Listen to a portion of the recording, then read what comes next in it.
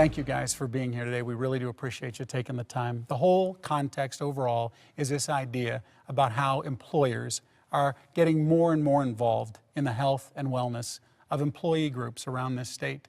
That's what we want to talk about today, and I want to start with Dr. Crimmins at General Mills. You've been in the space quite a while. It started as a very small program called Tri-Healthalon, Tri meaning physical, mental, and social well-being. And we found it was wildly successful for our sales employee, and then it's grown throughout our headquarters and Minnesota-wide employees, and now nationally for our supply chain employees as well. Starting with the sales team in particular, what was the idea behind that?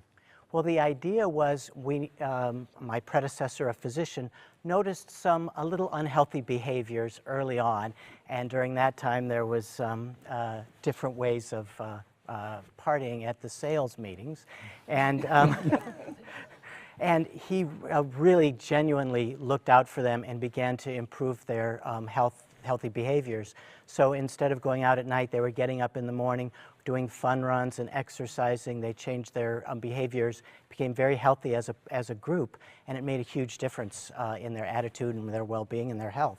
And Jen, you guys, Medtronic, obviously it's in the health business. We are. We were talking earlier. You've been in this space just as a natural extension of what you're doing as a business day to day. Right. Medtronic, similar to General Mills, our mission is all about improving the health of the patients that we serve. So it only makes sense that we do the same for the employees who are serving those patients. So it's been a way of doing business for Medtronic for years. How is it received? I think as long as you make it optional, give people choices. We don't make anything mandatory. There is always a choice to either participate or not. And Rick, it's really important that you have to be where they are. And so you can't really just give them a program and say, this is what you have to do. And it's as we said, it's all about choices, but it's also meeting them where they are. So what we use at Target is we call it total well-being. And so it's not just, are you healthy, meaning can you run a marathon? And so we stay away from even the term fitness. We use the term well-being. And so it's not only health, and as you said, physical or mental, but it's also how do you interact with your social environment, your community. You know, Rick, you asked about why does corporate America want to get involved in well-being and fitness and nutrition and all these lifestyle issues? Think about the fact that most of our resources today in health are spent on those 20% of the people who actually have severe medical conditions, chronic conditions. 133 million people in the U.S. today have a chronic condition, and many of them are preventable. So what we're doing is we're seeing a shift in the resources to earlier intervention, to helping cultivate lifestyles and behaviors and so forth that help overall health status of individuals, that helps our productivity, that helps our engagement, and that helps the long-term, I would say, health status and viability of our populations, which is, I think, what each of us is really trying to strive for. I think one of the things that strikes me about this notion here, too, is that there's no way that you could have the kinds of players that are represented here as engaged as they are if they didn't know that it worked. Can you talk to me about what you see, how you know what you're doing works? Anybody? Sure, I could take a shot at that. I'm the Chief Prevention Officer for Blue Cross Blue Shield, so I'm supposed to know what works. That's my job. That's been my career. And you know, you can make it big and complicated, but you can also make it kind of simple. And I think the simplest words we found for it is that we try to make the healthy choice the easy choice.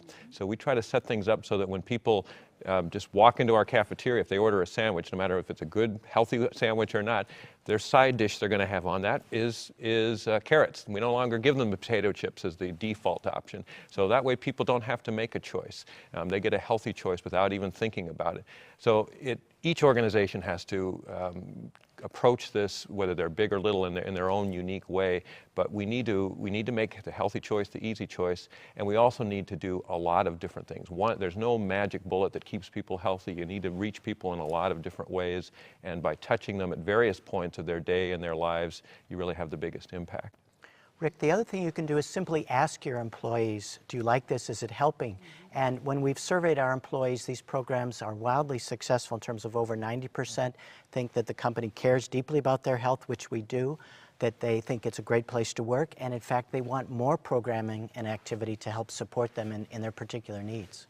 I would agree with that too. I know that at Cargill right now, we're launching more of a national strategy for wellness, and we're really big on testimonials. I mean, if you have an employee who has had success in smoking cessation or weight management or management of a chronic condition, we want those people to tell us so we can share that with our employees. But I think that if you're offering programs and employees are seeing that it's actually working for somebody else, then they might be more apt to participate. The reality is when you say what works, there's no magic bullet, and that's kind of what this alliance is about. I think we all have different programs that work that we get a great response to.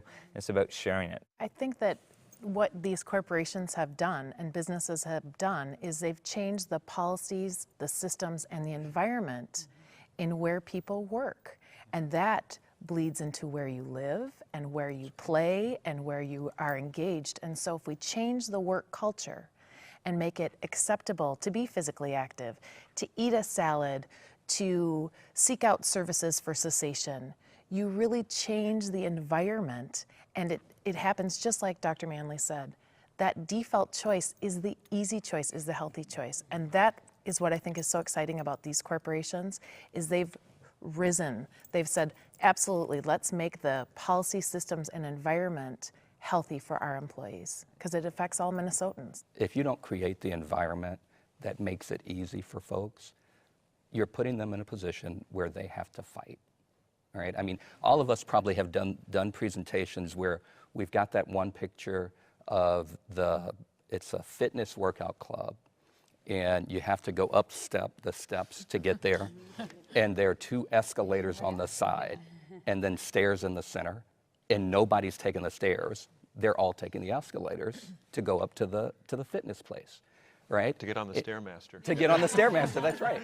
And so if you don't create the environment that makes it easy for people to live a healthier life, the default is, I'm going to choose the easy decision. When you think about the behaviors, 46% of the choices we make around healthcare are suboptimal at an individual level. So again, What does that mean? It means that we're not making good decisions. We're not making good choices, whether it be the preventive and screenings that we need to take advantage of, mammograms like Josh referenced, or whether we smoke and so forth. 46%. So 46%. That's like flipping a coin. So 46% every of time you the make a time we're choice. making a bad choice. And so that's where education comes in. That's where policies come in. That's where incentives come in. You know, I want to get back to the sort of behavioral versus environmental piece just for a minute, because I think it is important to understand just how powerful environment is at changing behavior. Many people are unhealthy because of their behaviors. They're smoking, they're overweight, and to change those behaviors, the power of the environment really can't be underestimated. So when it comes to changing behavior, the science is pretty clear that you're going to get a lot more bang for your buck out of changing the environment. And that's why all of us are doing that kind of work. The public is very familiar, I think, with the changes that are happening in education and in schools. And there's a lot of conversation about, wow, how much are we expecting the schools to do? You guys are really basically doing I don't want to say the same thing, but it's a similar approach. I would make one correction, though. You kind of put schools here and the workplace here. It's more their overlap. So if we could teach a team member or an employee something, and they get inspired and they bring it home, they could change their child's behavior. But more so, when children learn things in school, they bring it home to their families. And so we as industry are working pretty closely with schools, and we're trying to create more and more of that overlap. Yeah, and I think the whole sort of end goal of this alliance is to work to that point where it's companies, it's schools, it's churches, it's small business, large business. I think companies like the Enlightened companies here have realized that we have a responsibility to our communities, to our employers. So there is a bottom line, there is a financial aspect to it, but there's clearly some big health issues that we're all trying to grapple with. The path that we're on is just not sustainable. I mean, from a financial perspective alone, if an organization is not thinking about these issues and working to address these issues, they'll be out of business. The value of working together in an alliance in a space like this, who wants to just take a swing at that? the culture of collaboration is something that we at Target truly believe in, and we work very, very closely with a lot of public and private institutions to try to create healthier communities. And so we really look at this as an opportunity, and I'm thrilled that Karen, the state, is here, and the other employers to say, what do we do that works? What do you guys that work? And the goal is we talk about a lot, is if we could change one person, one employee, that could affect their family, that affects their neighborhood, affects their community, and it will change our state, and then hopefully it will extend and change the country. I think too, important to everybody's organization is the value of working in the community and giving back to the community.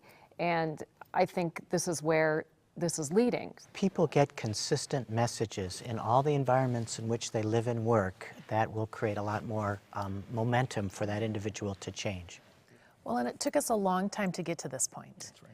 We didn't do this overnight, so it's going to take us time, but I think you see by these employers, you get a great rate of return, and if it starts in the workplace, it goes into the community, it goes into our schools, we make a statewide change. We really appreciate you guys taking the time to do this. This was fun. And when we come back, we're going to do two things. We're going to check in on Sunshine and O'Neill in this last few weeks they've got in the actual competition of the Biggest Loser. And we're going to show you what this group is doing to get ready for a Biggest Loser competition of their own. So stay with us.